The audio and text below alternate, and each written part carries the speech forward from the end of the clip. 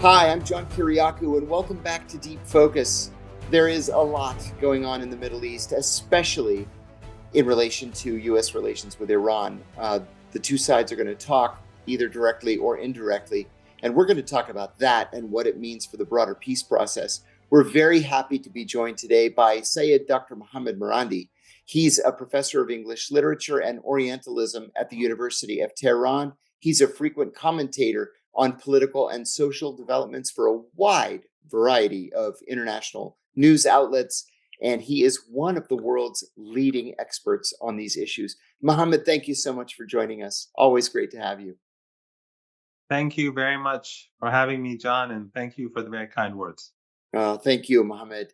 So I have to say, as a longtime observer of the Middle East, I'm surprised that talks are going to take place. These talks are going to take place in Muscat, the capital of Oman. The United States has long relied on the Omanis to be sort of the middleman, the honest broker with Iran, the Iranian government. The U.S. likes to pass messages through the Omanis and vice versa. Both sides trust the Omanis; they're good people. And after all the bombastic comments from Donald Trump, he's going to bomb Iran. Iran will have to go back to the Stone Age, and all these very typical Donald Trump things.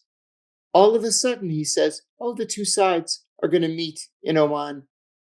Steve Witkoff, the special envoy for the Middle East, who has no experience in diplomacy or in the Middle East, is going to be leading the U.S. delegation.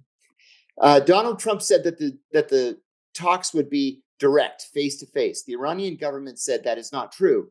They will be indirect, where the U.S. delegation would be in one room, the Iranian delegation would be in the other room, and the middleman, the Omanis, probably the Omani foreign minister, would be shuttling between the two rooms. Based on my own experience, I believe the Iranians on this. First of all, how did this come to pass?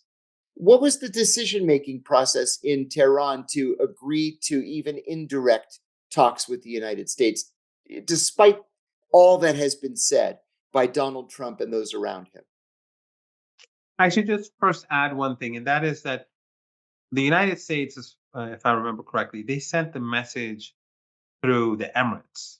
And I Yes, think Americans preferred the Emirates to yes. be the place where the negotiations take place. But the Iranians said no, and they said Oman, because Iran's relations with Oman are much better. Yeah, among all the countries in the Persian Gulf region, by far the relationship between Iran and Oman is superior. It's far better than any other relationship. Of course, Iraq is a separate case, and Oman's policies towards Yemen are distinct. So there are many reasons for that. The Iranians never said that they would not have indirect negotiations because we've had indirect negotiations with the United States under Biden That's right. and under previous administrations. On occasions, we've had direct negotiations. Uh, for example, during the JCPOA and with regards to the JCPOA. And we've also had direct negotiations in Iraq uh, and over issues linked to Lebanon, to Afghanistan, to Iraq, and of course the JCPOA. So there have been direct negotiations. In this case, the Iranians said that we won't accept direct negotiations with the United States because I think one reason was because Trump was being aggressive, and so Iran was very strict about it being indirect and firm about it being in Oman to send Trump a message that we're not intimidated, basically. And I think your expertise uh, would confirm that these things are important. Some people would say, Yes. well, what's the difference? But it does make a No, you're difference. right. So the indirect, because if there were direct negotiations, and the Iranians are concerned that the Americans may try to meet the Iranians in the lobby somewhere, that is a concern that they right now have in Tehran. The reason that they say that they've been very steadfast on the indirect negotiations is that so Trump cannot come out and say, "See, I'm I've gained this concession already, or whatever. Uh, another issue is I think that the Iranians feel confident about their position. Uh, I know that in the United States and the West, they're saying Iran is weak, the resistance is falling apart, Iran is falling apart. But to be very blunt, this is what they've been saying since I remember, and I remember a bit. Yes. Iran is always falling apart, and in the West, and all you Right. need to do is just one more push, and the regime, as they like to call it, collapses, and a pro-U.S. people will choose a pro-U.S. leader, and everything. The story ends happily for everyone. But the reality is quite different, especially with Trump. By the way, Trump is deeply unpopular among Iranians for obvious reasons.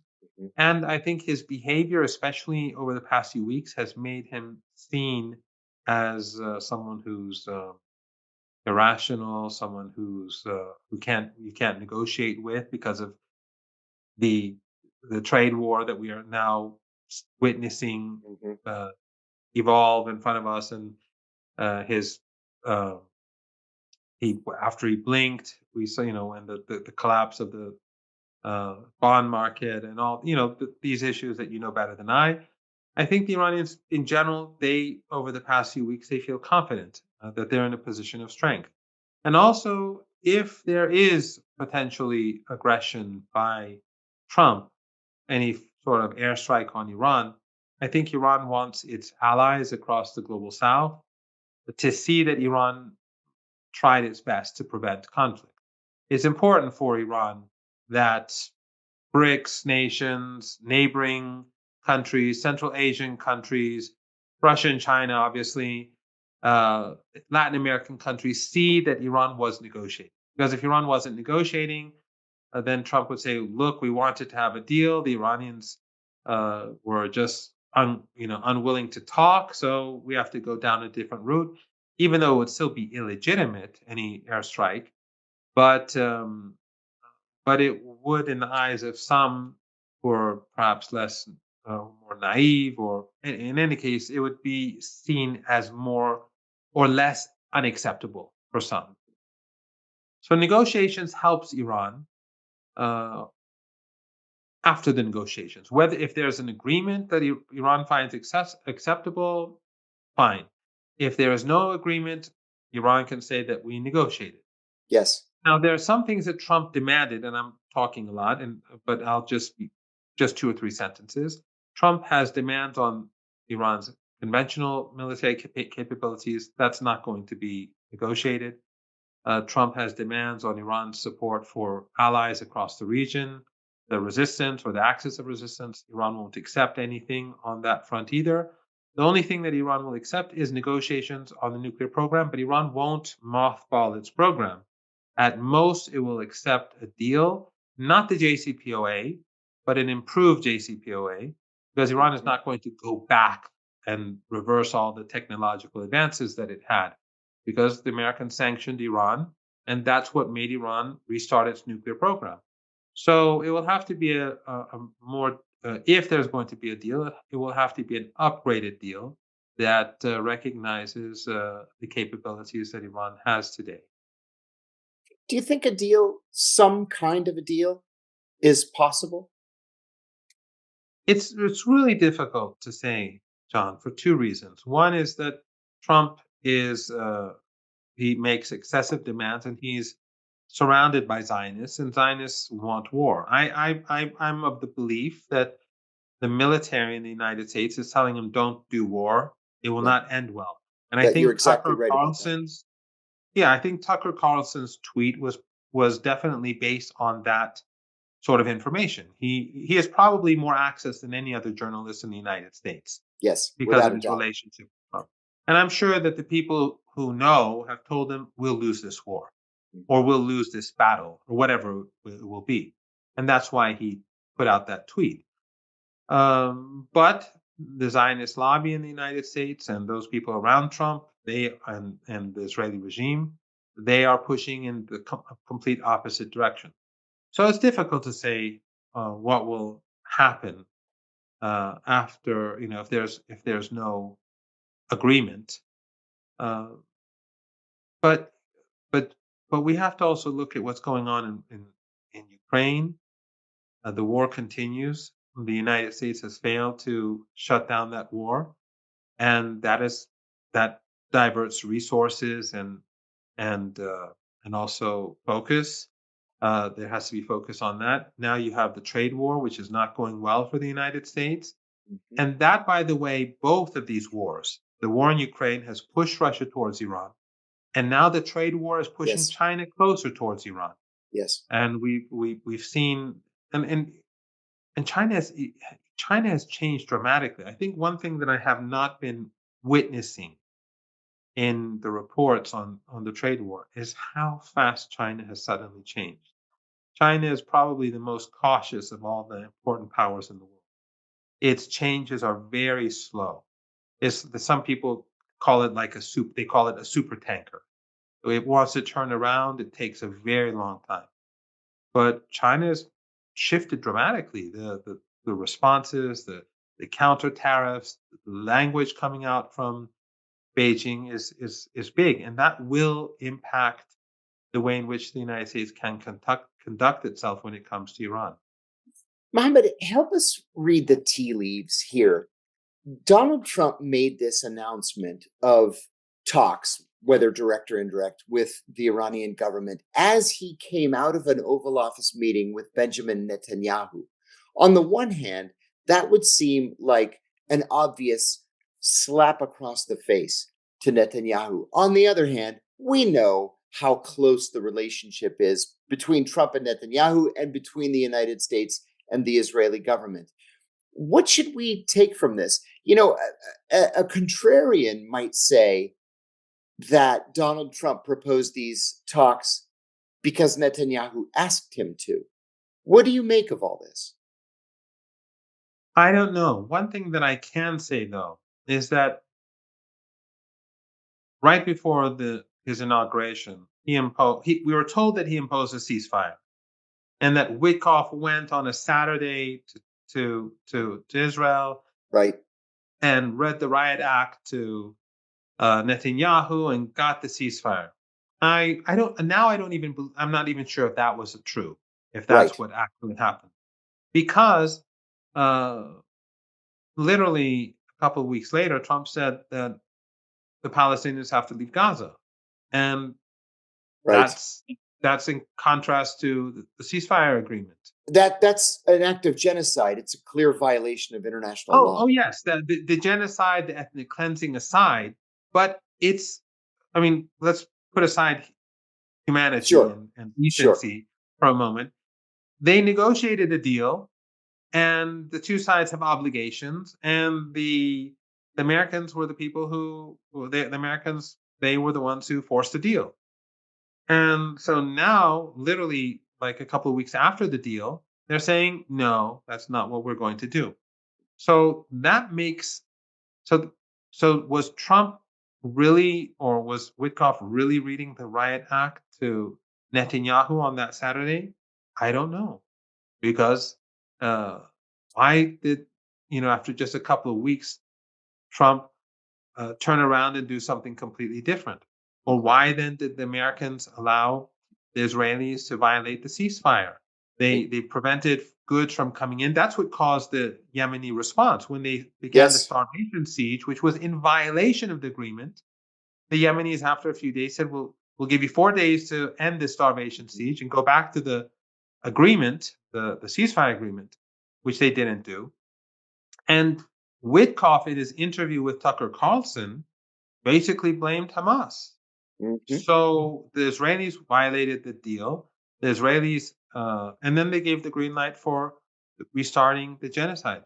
So I don't know. That doesn't sound like uh, that sounds very different from the narrative that we were hearing earlier. That Witkoff went and read the riot act. It could be that that's not what happened, and in fact, he was working together with Netanyahu. So going back to that, it makes me think about this your question, and it makes it impossible for me to give you a a reasonable response. It could be either way. It could be either. It could be something in the middle. But the important thing is that Trump is constantly changing his position. Mhm. So how do we know if Yes. we do sign an agreement, he won't wake up the next day and say, "I'm not going to do this anymore"? I mean, we saw Yes. that with NAFTA already. He Sure. renegotiated NAFTA, said it's the best thing in the world, and then again, he shifted his position. And then when we look at what happened in Gaza, we see that again Trump is unreliable. And Witkoff himself, after I watched the interview, or at least parts of the interview with Tucker Carlson, uh, it made me see Witkoff as just as unreliable as Trump, because Witkoff was being dishonest about what had happened and why we are where we are now. Well, with that unreliability in mind, what do you think the Iranian government hopes to accomplish? This could be a one time negotiation. It could be the start of a very long negotiation. It could be something in between. Is the Iranian government expecting to accomplish anything concrete? Or do you think that the Iranians see this as the beginning of a dialogue? I don't know what goes on behind closed doors. I Of really course. don't. Mhm. I would imagine that the Iranians would be, unless they have some information that none of us have, that the Iranians would probably have the same questions that we've been discussing right now. Mhm. I think that, as I said earlier, it's good for Iran to be seen as seeking a solution for the sake of its friends and allies across the region and the world. But also, if the Americans are able to uh, to move in the right direction and to be reasonable, I think the Iranians have no problem with the deal. We were very close to having a deal 3 years ago. Yes. I was a media advisor at both for Dr. Zarif in 2015 and 3 years ago with Dr. Bagheri. The 2015 nuclear deal, I think, was flawed. I The Iranians carried out their commitments and the Americans didn't. Mhm. And Obama violated the deal from day one and increased those violations as time went on. And then, of course, when Trump came in, he just later on, he ultimately tore up the deal. 3 years ago, when they were negotiating again, what the Iranians were doing was that they were trying to create a a protection, something, let's say, a mechanism to protect the deal. So what was negotiated was this time around 3 years ago that the Americans would do A and then the Iranians would do B. Then the Americans would do C and then the Iranians would do D, so that the Iranians could be sure that the Americans were actually implementing the deal. And it wouldn't be like 2015. It still was a deal where both sides had to make compromises. But we almost had the deal. We had a at the end on the last day of the negotiations, the EU gave a text to the different negotiating teams, and they went back to their capitals. The Iranians made, and the negotiations really were between Iran and the United States. They were indirect negotiations, but it was. I mean, the Russians and the Chinese had no problem with Iran. The European Union, they ultimately were in the American camp. That's why they're in the predicament that we see today. Right. But the Iranians took the text back home, and I was on the flight back with the negotiators. And we thought that we're going to be back in Vienna within days for the signing ceremony. Mhm. And when Iran, the team got back, they had meetings and they changed two words, two or three words, and they sent the text to the EU to Joseph Borrell, who was the EU foreign policy chief until recently, and he was the foreign policy chief at that time. And he said in an interview, and your viewers can right now use a search engine or use DeepSeek or whatever to look it up. He said the Iranian demands are reasonable. He said this in an interview, and then he said, hopefully, I'm paraphrasing, the Americans Of will course. agree and we can move on. And so we were waiting to go to Vienna to sign the deal. We had a final text, and he was obviously very close to the Americans, so we thought that he probably knew that the Americans were going to give a green light. The Americans didn't. And apparently it was because of the midterm elections. They were afraid of the red potential red wave and from the Trump side. Right. And then we had the riots and protests that in Iran, which USAID and NED and others were very deeply involved with. And the United States made an enormous miscalculation. They thought that popular opinion in Iran was against the Islamic Republic and against the political establishment, and they believed their own propaganda, and as they always do. And Yes. the riots did nothing and had no impact, but that delayed an agreement. And during this period, the Iranians continued to build up their peaceful nuclear program and make advances. And today, Iran is probably one of the top 10 countries in the world when it comes to nuclear technology. Mhm. So we are where we are largely because of Trump. If Right. Trump hadn't torn up the deal, we would still be probably implementing the JCPOA today. And Right. now And that Iran, yeah, I'm sorry to interrupt you. The JCPOA called for essentially the same regimen that the Iraqis were under uh, when uh, when UN weapons inspectors were going to Iran and or to Iraq rather, and it worked. The Iranians we know were abiding by the agreement. The sites were sealed. There were security cameras that were working and were visible from any of a number of inspection sites. We know that the Iranians were abiding by the agreement. they weren't like Iraq in the sense that the Americans, or I'm sorry, the IAEA could go anywhere. Right, right, But right. they I mean devised the a technology mechanism. of it. Yes. Yes, they devised a mechanism where, without them being able to enter sensitive sites Mm-hmm. or military sites and discover anything secret about Iran's conventional capabilities and so on, that they could figure out if there was some nuclear activity there. Mm-hmm.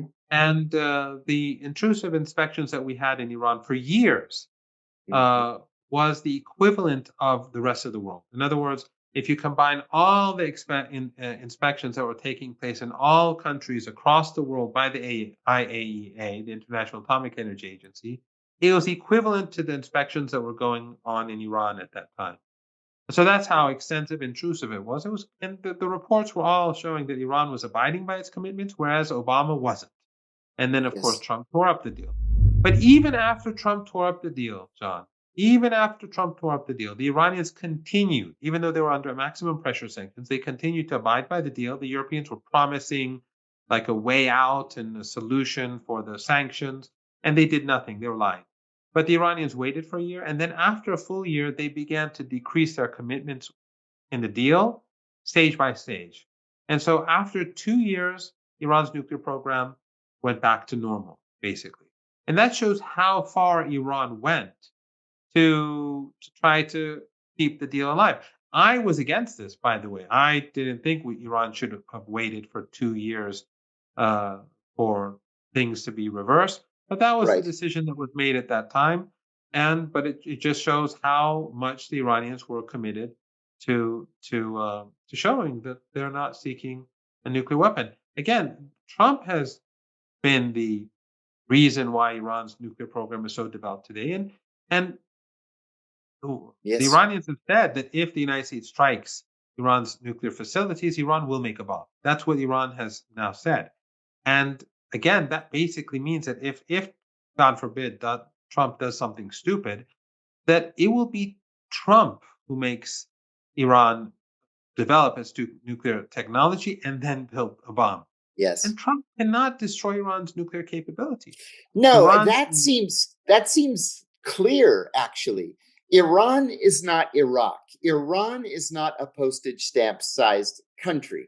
It's a major country with a lot of people, and it has used decades of time to secure its nuclear and military facilities.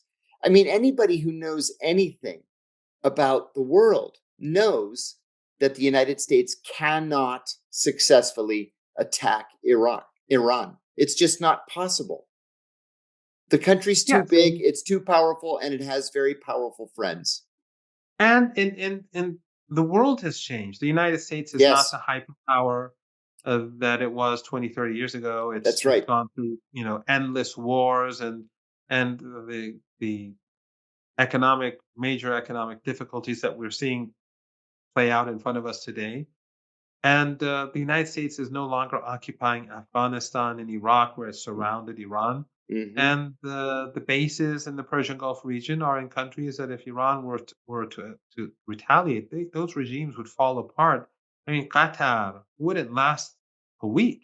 The Emirates wouldn't last a month. And Saudi Arabia, uh, I think the Ansar Allah would take over the country. Yeah, So I it's think it's so. not the world has changed, and then you have China, and you have Taiwan, and you have the Russians and Ukraine, and the United States has antagonized so many. It's just not doable.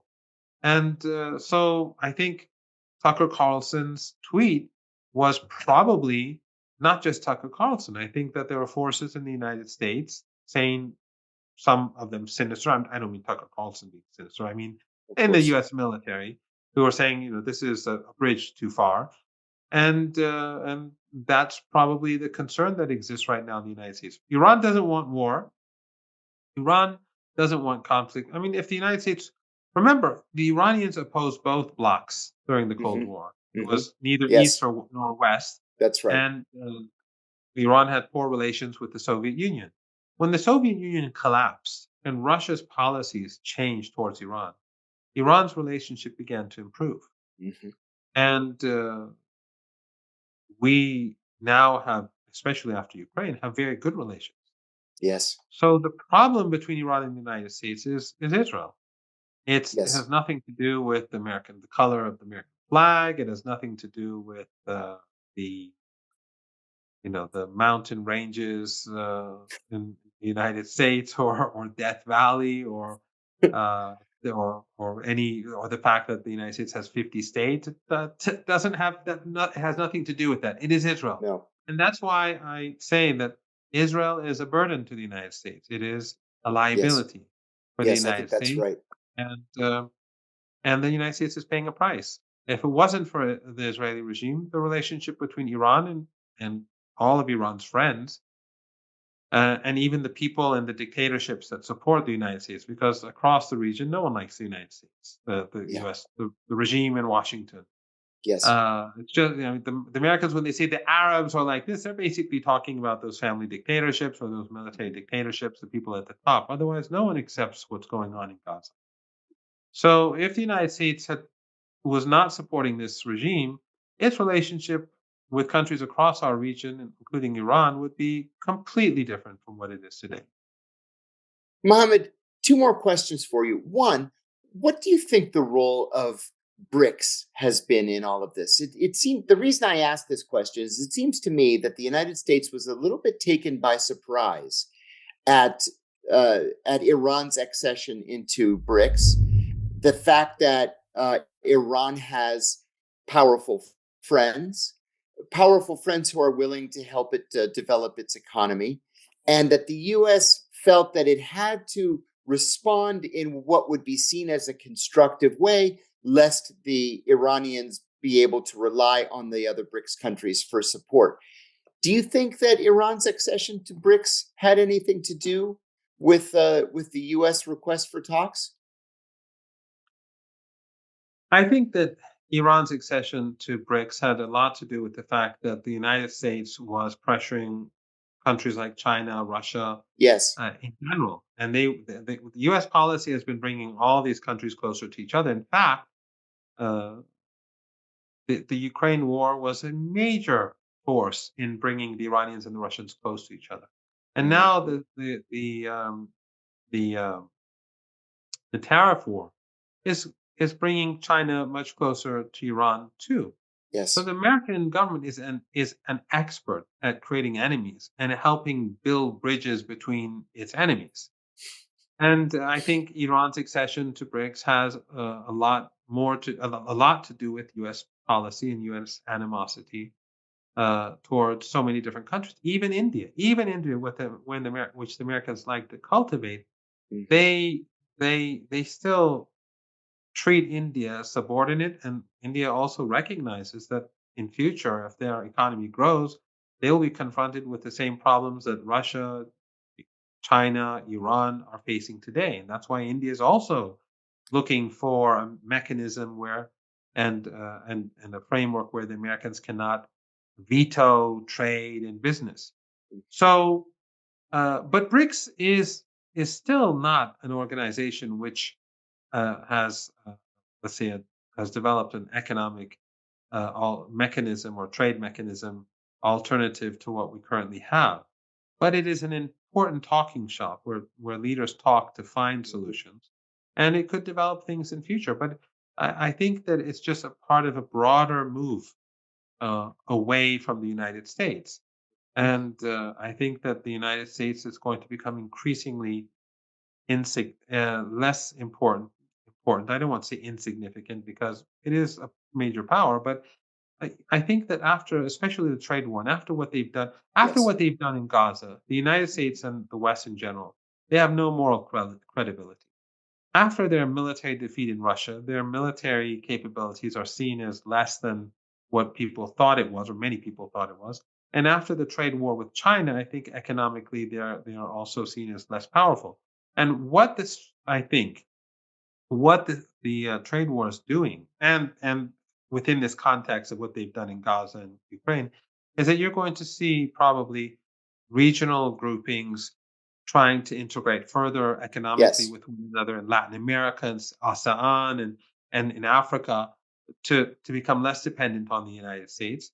And BRICS nations will be seeking better mechanisms to be free of American domination. It's just going to fast forward the process uh, of a multipolar world. In other words, the U.S. being its own worst enemy has become a catalyst for its own the collapse of its own empire. But since the empire is collapsing, the United States can be very dangerous. Yeah. Oh, that's true too. Mohammed, are you optimistic, pessimistic, or neutral on these upcoming talks? Oh, I really don't know. Yeah. That's hard. That's It, that it's a I you mystery. know with Trump, I don't know because you wake up in the morning and you see he made a new statement. Yes. Just the in the trade war, it was all so unpredictable, and what would happen next, and things that I thought were for sure would certainly happen. Trump didn't foresee it. I thought China had made what was coming out of Beijing made it clear that they would respond with force, meaning with tariffs and punishment, and to any step that Trump made. But for some reason, I think Trump was expecting them to back down. Mhm. But also, in addition to that, the turnaround, the fact that he blinked, all that was also unexpected. I just woke up in the morning or no, it was late at night when it suddenly reversed. How what can I say? One day he says he's going to, it was just like the North. Let me give you you have lots of stories to tell. I've listened to you. You've had an interesting life, and you've paid for being principled. Um, it's not a secret story. It's not my story. But after the North, sorry, after the North Koreans had that meeting with the two leaders met in North Korea. I think it was the North Korean foreign minister came. He came to Iran at some point, and I think Dr. Zarif told the story to me, but I'm not sure. Maybe someone else told this. I'm growing old. And they asked the North Korean foreign minister, what was it like meeting Trump? And he said it was fine. They had a good talk and everything was okay. But then when he left the room and Pompeo and Bolton took charge, Ah, yes. everything fell apart immediately. It Yes, was yes, yes. business as usual. that's another side of Trump. Yes. So on the one hand, he's constantly changing. The people around him, and the people around him are no better than Pompeo um, or Mhm. Bolton. Bolton. They're just more yes men than those two were, who were more assertive, especially Bolton. I would assume, but in nature they're still the same. So with all these different factors, it's really impossible for me. I mean, I it's okay. It's fine with me to make a prediction. I don't care if I turn out to be right or wrong. I'm not that sort of person. But I really have no idea. I'm just completely just I'm just waiting. If I were a betting man, and I'm not, I wouldn't put money on anything. I just keep my money in my pocket. That's right. And watch it But play I out. wouldn't put it in the stock market. I Yeah, can I say agree with that. I agree with that 100%. Dr. Mohammed Randi, you are both a gentleman and a scholar. Thank you so much for enlightening us. thank you very much for having me. The pleasure is all mine. I'm John Kiriakou. You've been watching Deep Focus. Thank you so much for joining us. Bye bye.